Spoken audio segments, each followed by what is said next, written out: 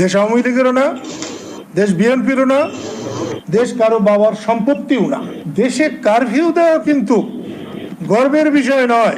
Helicopter থেকে বোমা ফেলা এটা কোনো গণতান্ত্রিক দেশের আচরণ হইতে পারে না। কার বুদ্ধিতে হেলিকপ্টারে উঠানো হয়েছে? বিশেষ করে আওয়ামী লীগ যদি মনে করে দেশটা শুধু আওয়ামী লীগের, বিএনপি যদি মনে করে দেশটা শুধু বিএনপি, তাহলে তারা সবাই ভুল মনে করছেন।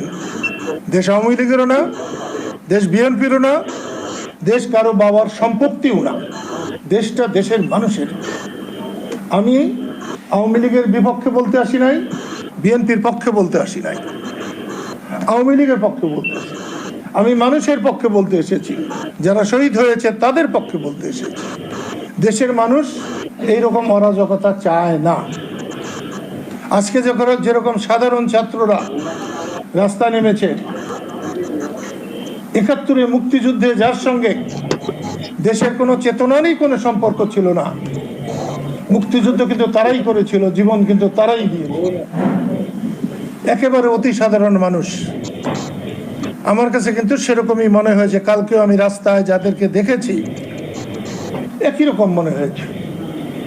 যাদের স্বাধীনতা যুদ্ধে বিরাট ভূমিকা থাকার কথা, তারা পালিয়েছিলেন, ঘরে ছিলেন। আজকেও যারা গাড়ি ভাঙছে, অমুক করছে, তমুক করছে, এদের কিন্তু একটা সময় খুঁজে পাওয়া যায়নি, এবং এদেরকে নিয়ে আমার খুব একটা মাথা ব্যথাও নেই। কিন্তু রাষ্ট্র যারা পরিচালনা করছেন, এত দক্ষ যোগ্য পরিচালকেরা, তারা এমন একটা অবস্থার সৃষ্টি করলেন কেন? দেশে কারফিউ দেওয়া কিন্তু গর্বের বিষয় নয়।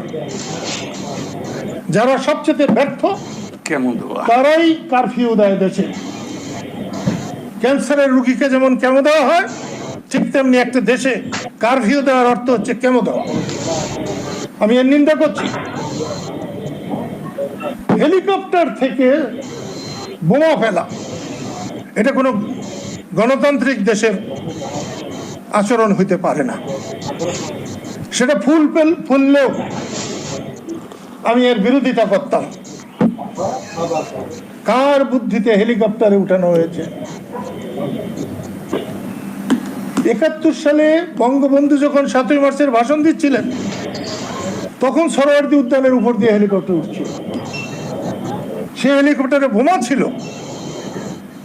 আজকে তো তার চেয়ে তো জঘন্য হল। এটা কোনো ভালো কথা নয়। আমি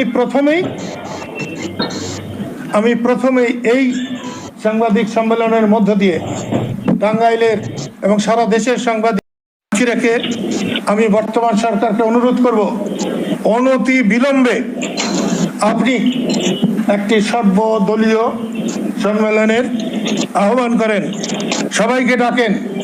শুধু আওয়ামী লীগের 14 দলের